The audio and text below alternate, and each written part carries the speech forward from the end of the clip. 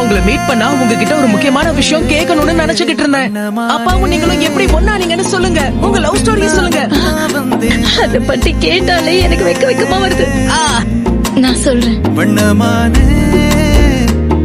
என்ன யார் காப்பாத்த வர போறாங்கன்னு நினைச்சேன். நீ ஓகே தானே? நான் உன்னை காப்பாத்ததான் இங்க வந்தேன். எல்லாமே சீக்கிரமா சரியாகிடும். உன் அழகான முடிய பார்த்துதான் நான் உன்னை தேடி வந்தேன். அப்புறம் ஏன் என்ன எப்பவுமே இக்னோர் பண்ணிட்டே இருந்த? நீ ரொம்ப ஸ்ட்ராங்கானவ, அதனால நீயே உன்னை பாத்துப்பங்கிற ஒரு தைரியம் தான். உன் உடல் மட்டும் இல்ல, உன் மனசும் தான்.